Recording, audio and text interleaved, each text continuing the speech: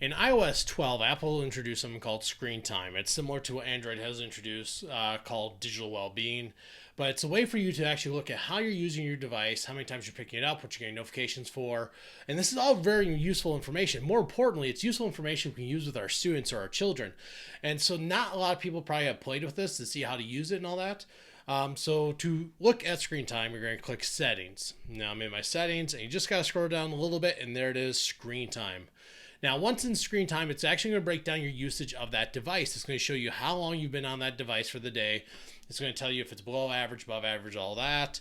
But if you click on the little graph there, it'll actually show you a breakdown of all your usage for the day. So I can see when I've used it the most, when I've used it the least. And I see what categories of apps or usage I have. If I scroll down, I can see which apps I've spent the most time on. So for me today, Voxer was my number one app, followed by Pokemon Go, which is a pretty normal day. Music, Safari, Reddit, settings, BestBuy.com. It shows me specifically if I'm on one site more than others.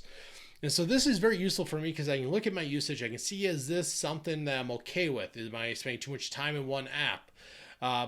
If I go down here, I can also see how many times I've picked up the phone to go into certain apps. So if I picked it up, how many times have I gone into the first app used after I picking it up? So I can see where am I going first. Since Pokemon Go was number one, Voxer number two, Snapchat's even in my top four. Then I go to my notifications. Now this is kind of the very interesting part here because in notifications you can see which apps are notifying you the most. Now Gmail for me is almost always going to be one of my top ones, especially during the school year. Now it's summertime for me, so I've actually turned off my work email notifications because, well, I don't need to be notified of those, but these are my personal emails, my other kind of professional emails. I'm still getting 11 alerts in the day. Not horrible. Voxer, today we had a long conversation about something actually related to this, and I had 10 notifications on that. So I can look and see which notifications I'm using. Now, the first time I played with screen time, I noticed that one of my news apps was notifying me way more than anything else. And so I was able to make a decision at that point. I could go into that app and turn off notifications, or I could just delete the app too if I didn't really need that app, because you know what? I was not happy that that app had notified me that much. When I'm looking at this, I'm okay with the amount I have right now. Now, important thing that I do, like I said, I do a Gmail. I went in and I turned off notifications because I will look at this and I'll see which apps are notifying me, which ones aren't, and I can even turn them off. Now, if I swipe up on my phone, now it's a little bit older phone, I can also click this little button here, the little moon-shaped thing, and that's a do not disturb. So if you're ever in a situation where you really don't need those notifications vibrating and disturbing you, turn that on. It's great for at night. So I might get rid of that.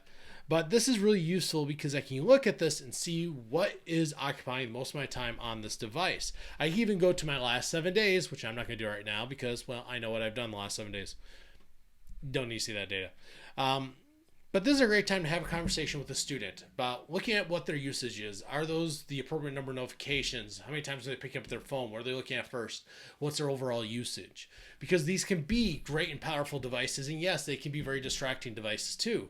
So if we're not looking at how we're using it, then we're never going to learn how to use this more effectively. And a lot of parents can have these conversations with their own children, and I do believe there's a place for this in the classroom for us to have these conversations. Many schools have an advisory or homeroom period. We talk about digital citizenship a lot, but this is another thing too, being aware of our usage, because I want to use this effectively. I don't want this to be a big distractor. So where's that balance? Where can I make some informed decisions about this?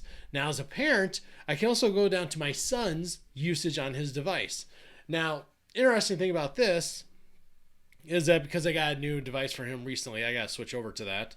But I can see his usage for the day. I can see how long he used it. And actually, I can also use this app because of how I'm using his account feeds into my account.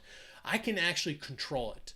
So I set a time limit. Well, you can only use it for this. You can ask for more time, but I'm going to set my certain time limit for all your apps.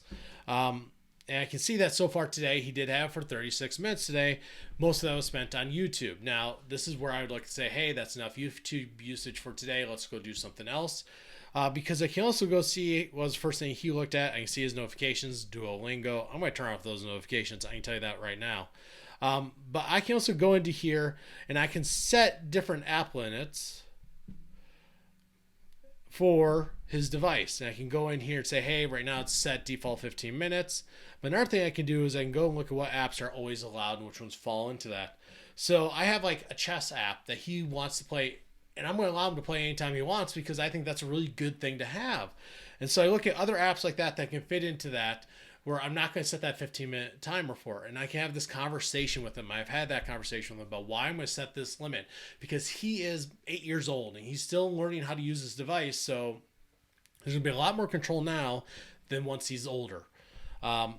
So this is a really useful tool as a parent, and it's a really useful tool as somebody who just wants to use this effectively. Because if I'm looking at my own use of technology, I want to know, am I using it effectively, or is it becoming a big distractor?